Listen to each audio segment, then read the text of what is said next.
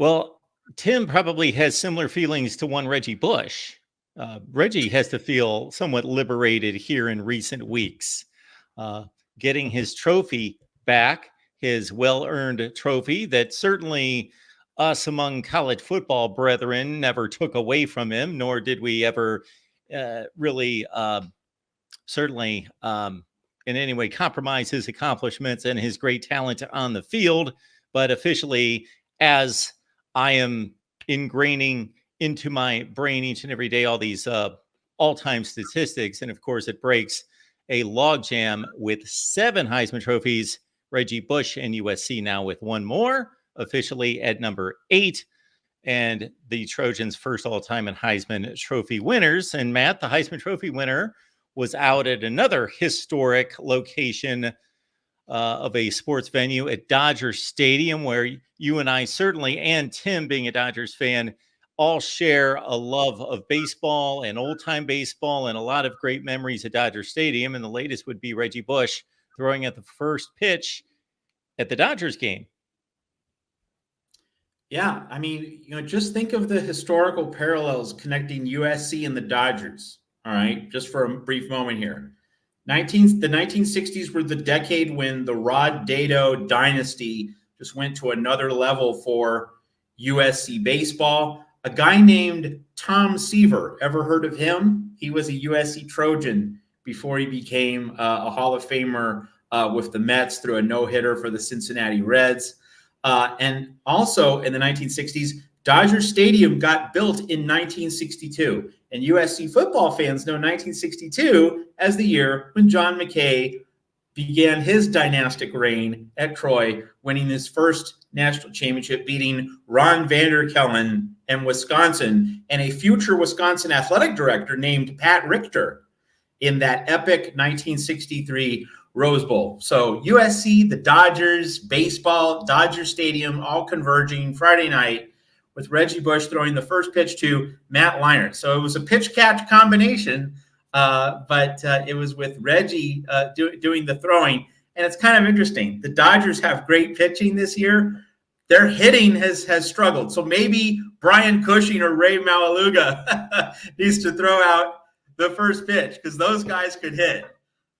Maybe that's the extra jolt the Dodger batting order needs. But, so part of the catharsis, right? Part of the joy, the relief, the sense of celebration in and around the USC football family that Reggie Bush has his Heisman where it belongs. USC can put that big 8 Heisman winners banner wherever it wants. It can have all the jerseys in the peristyle and leading into a 2024 season when the Trojans can now no restraints, no seatbelts. We can fully celebrate our 8 Heisman winners. So that was a very lovely moment for Reggie Bush and Matt Leinart on Friday night at Dodger Stadium.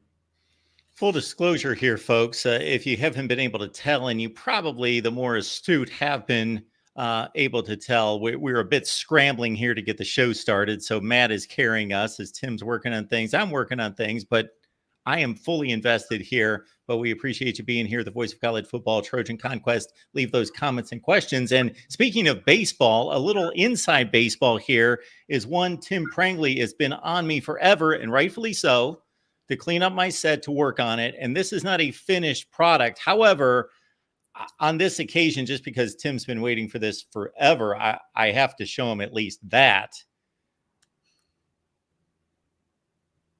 Do you like that, Tim?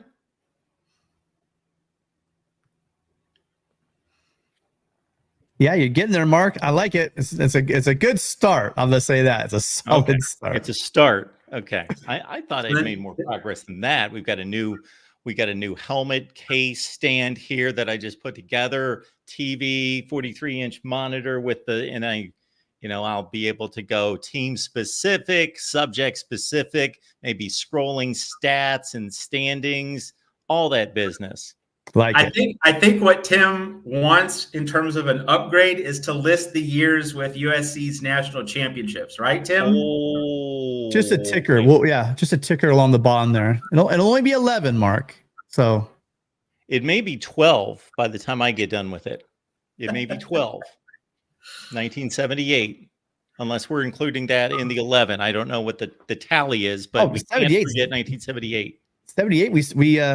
We won one of the Alabama. Sorry, I should say Alabama stole one of them. Yes. Tell me how we go into Alabama and beat them by multiple scores, and they share a national title with me. But folks, I'm not prepared to do this tonight, but in future weeks, I will display the all-time rankings both in the Big Ten and the Pac-12 and USC's placement within all of those rankings for these two and get their take. We are in the process of all-time program rankings. We've produced all the videos, folks.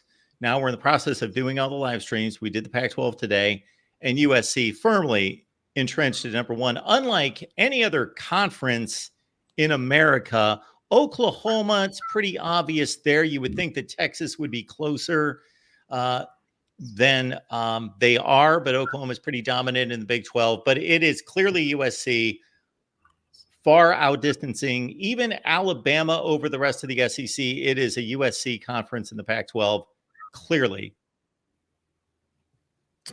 Yeah.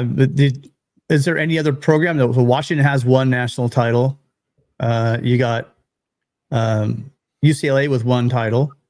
But these are sophisticated rankings, Tim. This is just not focused on national titles. Well, once we start talking about the other things like Heisman's and everything, then it's just completely All-Americans, bowl victories, Rose Bowls, all that. That just goes out the window. So 27-9 is the bowl game, the major bowl win total over the next closest in the Pac-12. 27-9 over, I believe it's Washington, and UCLA's at 8. Stanford maybe at 8. And even 35-17 over the closest in bowl victories. The NFL draft selections are 200 higher than Washington and UCLA. Yes, it's a demolition. Now, Mark, you made an interesting point that the gap between USC as number one and then the number two is greater than even Alabama and the rest of the SEC. So I'm interested, and I think a lot of our viewers here at the Voice of College Football are interested. Who was number two in the SEC? How did 2, 3, 4 fall? Now, before you reveal that, my guess is that number two is going to be Tennessee because of General Neyland, and because Tennessee was so regularly dominant for a long period of time, as long as General Neyland was there. What we've seen with Georgia, you had the Vince Dooley, Herschel Walker salad days in the early 1980s, and you have what you have now with Kirby Smart. But there were, of course, the Ray Goff years. There were the Jim Donnan years. There were long periods of time in which Georgia was not a factor. So I would doubt that Georgia is number two. I'm thinking that it's probably Tennessee as second all time. Or is it Ole Miss because of the Johnny Vaught years? So this is one man's system, and of course it's not a perfect system, and things could be weighted differently and so forth, but it does take into consideration so many different categories. So one thing I will state about all these conferences before I get to that specific question is it's pretty incredible, even when you go from team accomplishments to individual accomplishments. So AP poll points, top 5, 10, and 25 finishes, record, winning percentage, conference championships, national championships, even to individual All-America selections, NFL draft selections, first-round selections, Heisman winners, major award winners, that the accomplishments individually and the awarding of such are consistent with the tiers of winning. So I got to say that the people that are in charge of those categories, for as critical as I've been through the years in certain pockets, have been very much in line with the team accomplishments.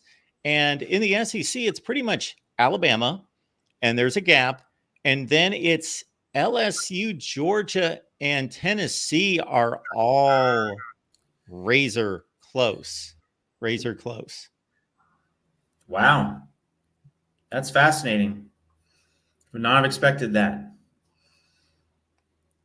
Because I know that Tennessee through the Neyland years was just such a constant, and that's 30 years. That's a large chunk of real estate.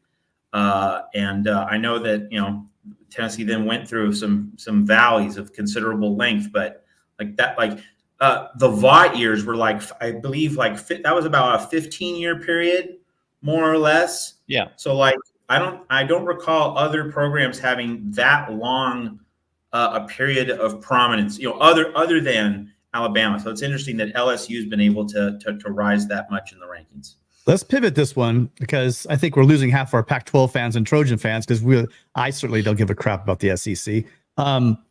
What about if we took USC out? What does this conference look like, Mark, as far as what your standings were? Because I'm going to assume you have UCLA, who's had some pretty solid over the years. Washington's got to be in there somewhere as well. I'm wondering what that number 2 would be. Most of those categories. Before Mark gives the answer, I would guess Washington. Yeah, Washington is slim over UCLA. Slim over UCLA. UCLA has more NFL draft selections by a small number. Only one less conference championship. The national championships are 1-1.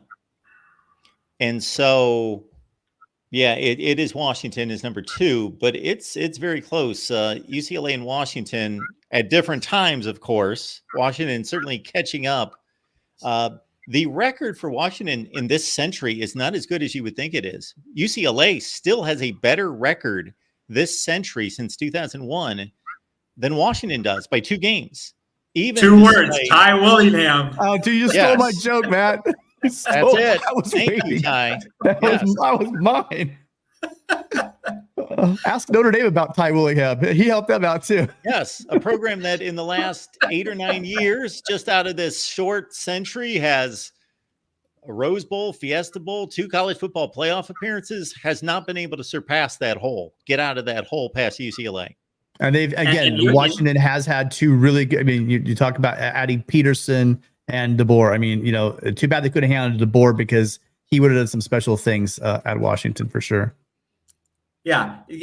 So it's fascinating. Like, it's just in terms of what you're comparing, right? If you're just talking about aggregate wins, yeah, it is very similar because Ty Willingham dragged down Washington so much. And yet, UCLA has not won a conference title since 1998. And Washington has piled on all these high-end accomplishments, and yet aggregate wins are roughly even. Like that's wild, but it really just shows it's in terms of comparisons, how do you split the apple, so to speak? It really is very fascinating. To me, the reason why Washington stood out as number 2 is a guy named, and we'll see if either of you guys know this. I think Mark might remember the name. Gil Doby. No, not Don James. Gil Doby. Because Washington was an absolute giant in the first 20 years of the 20th century. And I read this sports book when I was like 7 or 8 years old, so in the early 1980s. And there were stories about how much of a jerk Gil Doby was. But he's a jerk who won. And he won big, and he won often in the first 20 years of the 20th century at Washington. So that came to mind as the reason why Washington stacks up better in the all-time rankings. But then when you consider what Red Sanders did at UCLA, and I believe he's the guy who won UCLA's one national championship in the 50s, and then Tommy Prothero in the 60s, and of course that meeting on the mountaintop with O.J. Simpson and USC in 1967, the most famous, celebrated, epic UCLA-USC football game of all time. And then Terry Donahue. I mean, so UCLA really from the 50s through the mid-90s, that's almost half a century of really good football. So like that certainly makes sense that UCLA is right up there with Washington on an all-time scale. I grew up my whole life when I was younger with Terry Donahue, and when Mark talked earlier about bowl games and bowl appearances, and it just seemed like every year Terry Donahue had the Bruins in a bowl game all the way through the 80s. Well, shoot, Terry Donahue, once 1982 hit, he went to the 82, the 83, and I'm talking about the seasons played, not the New Year's Day date, but 82, 83, 85. Those 3 Rose Bowls in 4 years for UCLA. Now, if people out there are saying, Mark, what are you doing to us? What is all these just, okay, we'll just focus on the one column that we're looking at right there that is highlighted. That's USC's all-time winning percentage. And that is, I believe, the largest gap that you're going to see between 1 and 2 anywhere in any of the conferences. We've got to understand that Utah and Arizona State's winning percentages are compromised in a positive way for them. So we shouldn't, let's put those into context. Of course, they played more group of 5 football, especially Utah, up until 10 years ago. So that's inflated their all-time winning percentage. Arizona State, well, they have been playing in the Pac-12 since 1978. So that's a good 45-year chunk. And they've been able to maintain a 600 winning percentage all time. So that's pretty strong. And Oregon, obviously, if we were sitting here in like 2007 reviewing these all-time numbers, Oregon, they had to have been well down the list. They are like shooting up numbers up the charts in just about all these categories, except for Oregon has been fairly absent from the NFL draft, despite their enormous success. I don't think that their NFL output has matched their winning percentage, which is the best in the conference during the college football playoff era. Oh, I think you can go back to Dan Fouch, right? They got a couple players, maybe Ahmad Rashad. Well, I know they've got a couple players, but shoot, Rutgers has a couple players. I'm talking about volume. No, I know. That's my poor attempt at a joke. Sorry, Mark. Okay. Yeah, they've had a few out there. I forget about your hatred for the Ducks. No hatred. It's more like an apathy, but it's almost like, have you ever had like that mosquito bite on the back, just a small your back, you just can't really quite get to? That's really Oregon for me, but well, they've become a little more than that, haven't they? Have they? Yeah. Where did Oregon fall on this thing again? It's like 2009. Did you count their national championships, Mark? Well, I did count them. It didn't take me long. I could have counted them when I was maybe 2 or 3 years old too. I could have done that. I get your point, but now I love this column all the way to the right because Matt and I discussed AP poll points. So the AP rankings each season create a series of points. So if you finish number 1 in the country, you get 25 points. Number 2 in the country, you get 24 on down the line. If you finish number 25 in the country, you get 1 point. Now, of course, the fallacy of that is there are anywhere from 5 to 10 teams on the sidelines that had just as good a season as the number 25 or 24 team, and they get 0 credit for it. But still, over the course of 87 years, we're talking about back to 1936, it's pretty accurate in terms of dominance of programs. Now, what I did, though, in addition to that, and we won't go into that because, again, folks, you can watch the video. But what those numbers are on the left is you see number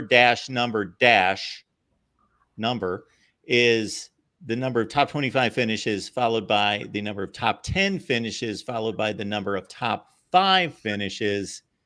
And you see where USC has 52 seasons ranked. And next is UCLA at 32.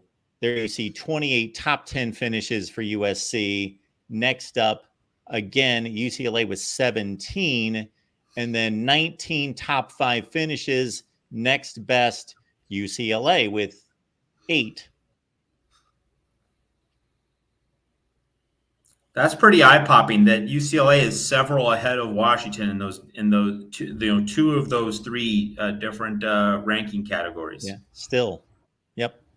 I think that they were just that. They're that consistency thing, right? They're always the bridesmaid kind of situation. You can build a lot of points by being a pretty solid program, sitting around 10 to 20 each year, just soaking up those points and not really getting to the promised land, And that might be something that UCLA did. Because you say, again, the era we were talking about in the 80s and into the 90s, and then even some of those Bob Toledo years, there were some pretty competitive, it's painful to say, Bruin teams that would have been racking up those points. So this is the mosquito that Tim's been swatting away that's only 2 behind in wins this century and has 11 more wins during the college football playoff era. When were they on probation? So wait, we went on probation. We got the second harshest probation sanction hit, right? And they still didn't have more wins, or did they? Well, during the 21st century, there you see USC is number one at 211 and 81. You see Oregon's at 209 and 80. They're 2 wins behind. And USC spent about 25% of that time dealing with the most draconian and unfair sanctions ever levied against a team. That. So you got to build that in as well. But I'm also responding to a comment about Oregon being a mere mosquito. Well, I mean, if you were real competition, you would have thought that Washington or UCLA or Oregon would have taken that mantle, taken advantage of the fact that the NCAA dismantled USC for the better part of 6-7 years. And what did they do with it? That would be my counter argument. We're talking about 24-year period. So, more than 25% of it was spent with USC either on sanctions or digging out of sanctions. I won't include what USC did the self-sanctioning for the next 6 years, but during that time, USC absolutely was hamstrung, Mark. And so, yes, the numbers are show what they are, and there's not that many more wins for USC. But I would say, again, Oregon did not have to go. Think about USC weathered what they did, and they still have the most wins in the conference. That's how I looked at it.